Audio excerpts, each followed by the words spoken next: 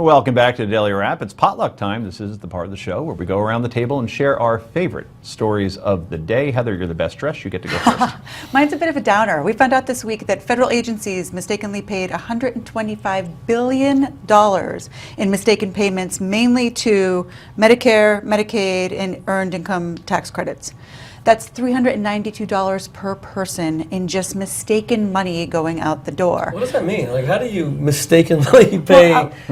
A lot of it has to do with Social Security numbers and the fact that many people who are deceased, those numbers are still out there, and whether So they're paying dead people. Yes, Yeah. exactly. Some of it is fraud, Medicare fraud, a big chunk of it. But not as much of it as you might think. No, you not know, all of and it, not certainly. as much of it as you might think. And the question, it sort of begs the question when you say that, what is it? So how can we fix it? You know, because I think that that's what we need to do. I mean, when you talk about that kind of money, such a huge part. This week, they're also talking about trying to deal with the debt ceiling and how we're going to balance the budget. And this is a huge part of it that you would think would need to be fixed to start. And is it smaller government? You know, Well, does it the right shows- hand not know what the left hand's It shows doing? contempt for the taxpayer. People work really hard for their money.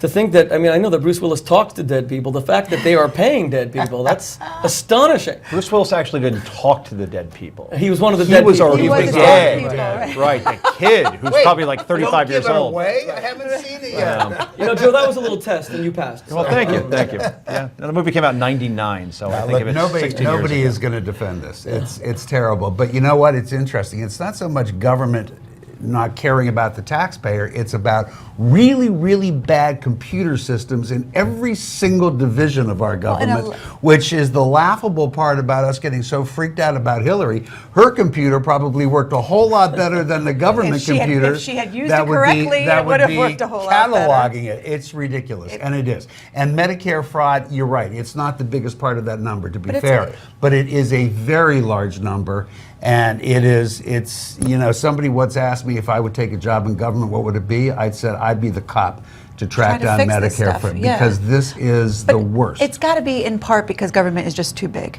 I think Well, that they even don't if you make know. it smaller, Medicare's not going to get smaller. That's the thing. Well, but right, we You need know? to, and especially now with Some of us Obamacare are getting on top to be of 65. it. Right? Don't mess with Medicare, girl. I'm not looking to mess with it. I'm looking for somebody to fix it. Because when you see money wasted like you're this, right. money that could be spent on the defense, which we have the whole debate about that coming up right now, it's absolutely frustrating as heck, and it's got to be a better way to take care of these types of problems first.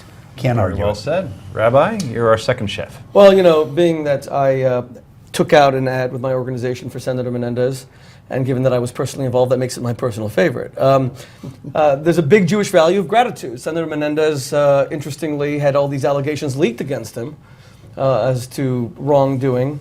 It's illegal to leak it, but he's been a phenomenal friend of Israel. So we took out an ad in the New York Times that thanked him for being the scourge of Iran, which is the most wicked government on earth that slaughters their own people in the streets, that when they demonstrate, they hang gays from public squares on cranes, and they're the biggest state sponsor of terror, and being a great friend to Israel. I think that gratitude is the defining characteristic of our humanity. Do you stand up for friends, especially when they are in tough moments? So given that Senator Menendez is the only real bipartisan bridge, or the foremost bipartisan bridge, in increasing sanctions against Iran, or in ensuring that there's some sort of a senatorial oversight of this deal, Senate ratification necessary for the deal that President Obama wants to sign with Iran before the end of this month, I wanted to stand up and show him that we appreciate his efforts. Look, in the final analysis, our government is negotiating right now with another government that calls for the annihilation and destruction of the Jewish people. And Ayatollah Ali Khamenei tweeted in November that the only cure for Israel is annihilation. That's astonishing, that we haven't said to the Iranians first and foremost, look, we're not even going to talk to you until you stop saying you want to kill all the Jews. That's kind of astonishing. And if it were any other group, I wonder if we'd still be talking to them. Just because we had one Holocaust doesn't mean that we think that another should be permitted, and Senator Menendez has been a great friend. What happens to Senator Menendez now? Is this enough to stick? I mean, it does seem like there's a lot of evidence there, but the timing, I think, is the more curious part of it, right? Yeah, well, 3 days after he gives this incredible speech opposing the administration's policies vis-a-vis Iran, there is this leak against them. Again, that leak is illegal. I don't know what's going to happen. Now, and our ad is not about looking at the allegations. It's about saying we are grateful and don't think we just abandon our friends when they're in tough moments. Again, I believe in gratitude. I think that we have to be touched by the kindness of others and not just walk away when people get in trouble. I'd be really cautious about mixing the two. Look, I mean, you're right about the leak being illegal.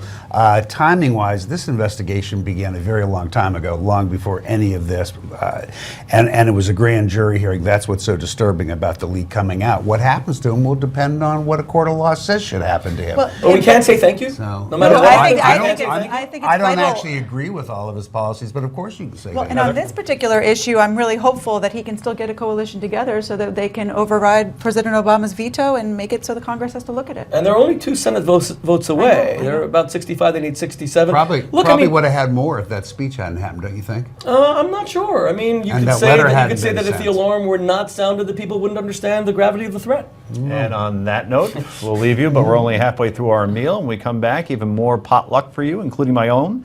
This is the Daily Wrap, and it's only on Newsmax TV.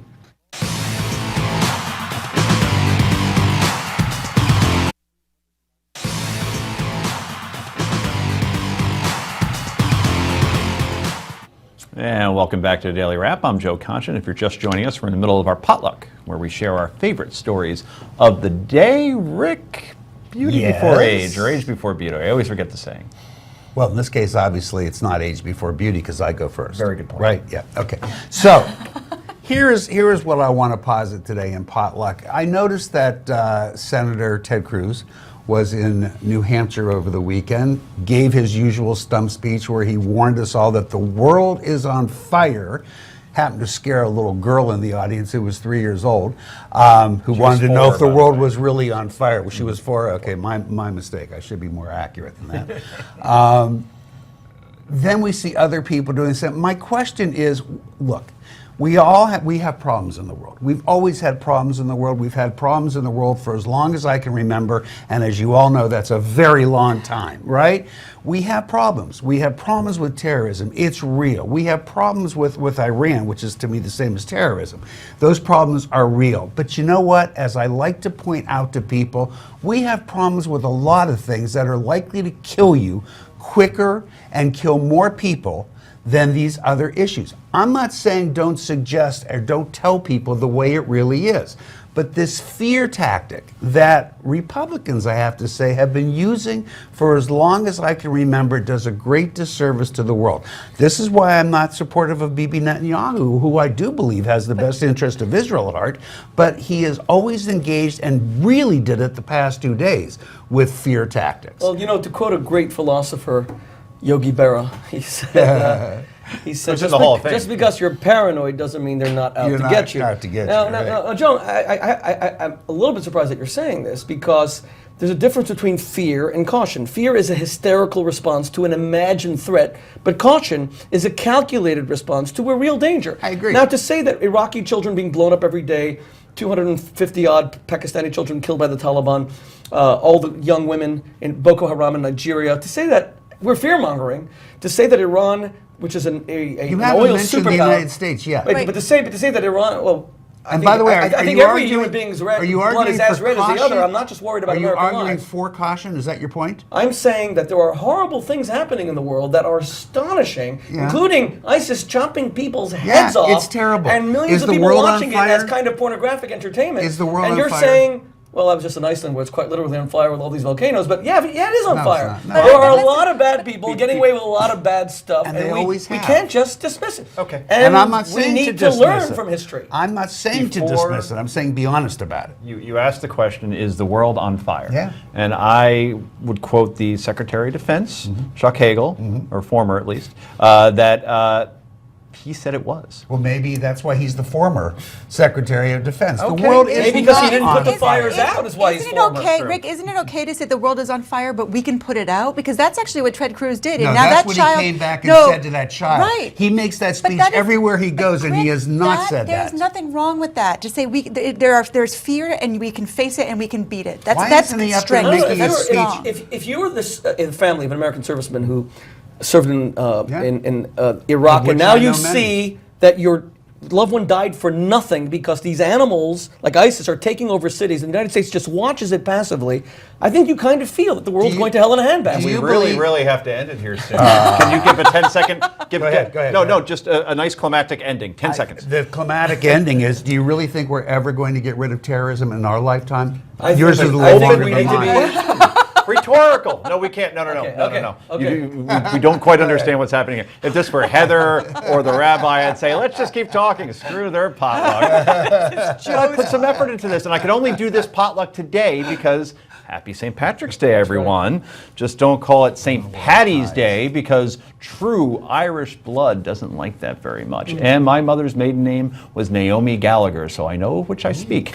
Okay, you know why you don't call it St. Patty's Day? Because Patty is short for Patricia, not Patrick. But let's face it, many of you who celebrate St. Patrick's Day tend to get a lot of things wrong about Irish heritage. Exhibit A, drinking Killian's beer on St. Patrick's Day.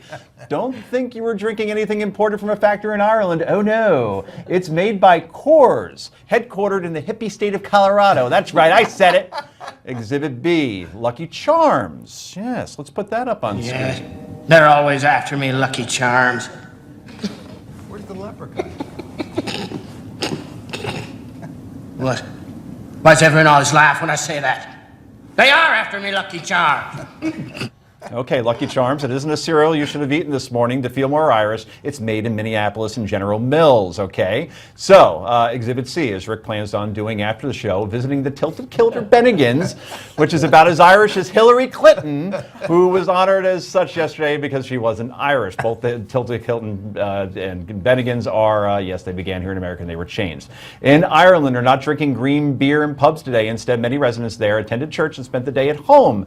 In fact, you know that pubs in Ireland had to remain shut for St. Patrick's Day until the late 1970s. Irish law said, no, this is a religious holiday, so I don't want to hear it. Celebrate it the right way. Anyway, that's all the time we have for Potluck. Yay or Nay is next. This is the Daily Wrap, only on Newsmax TV.